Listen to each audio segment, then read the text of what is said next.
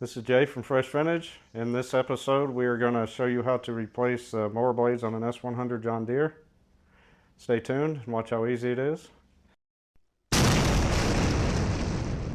Before we get started, you just need a couple hand tools. The main thing is a 24mm socket. Now that doesn't come standard in a lot of kits, so make sure you have one or get one coming before you start this. I'm going to use a cordless impact. Makes it a lot easier. If you don't have one, it's no problem. You can use a breaker bar or a regular 1/2-inch socket, and you will need a piece of wood to keep the blade from spinning when you're loosening and tightening it. And before we get started, I'm going to unplug the spark plug wire so it doesn't actually start the mower when we're turning the blade. Spark plug wire is real easy to remove. It's right here. Just grab it and pull it off, and this will keep the mower from starting accidentally while you're turning the blade. So make sure you do that first and foremost. Now you can do this without jacking it up.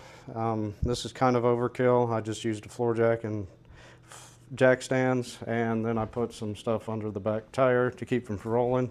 You can actually do this without jacking it up, but to get more space and for ease of my filming, I did that. So safety first. When you use a impact, you don't need a piece of wood when you're loosening it. But so take your 24mm. Now that it's loose, take it down and make note of where the placement of the washer.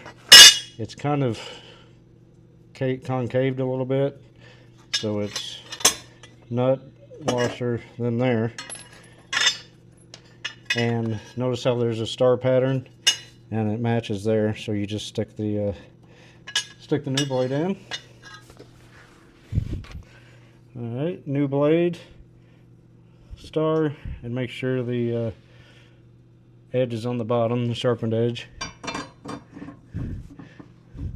And what I recommend, because you need more than two hands, but put everything on and hand tighten the nut a little bit.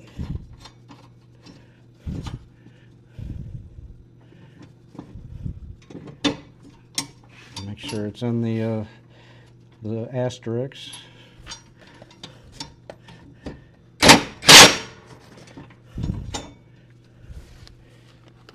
You want to wedge your piece of wood and use a torque wrench and tighten it down to 60 foot-pounds.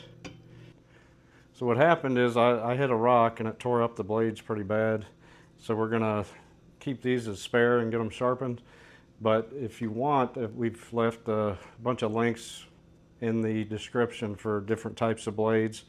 There's some that are pretty expensive, but they're well worth it. Now that you've seen how easy it is to replace the blades, you can do it yourself with some simple hand tools. You don't have to tow it anywhere or bring it back to the dealer or whatever the case may be.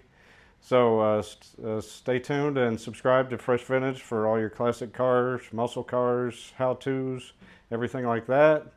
And thanks for watching.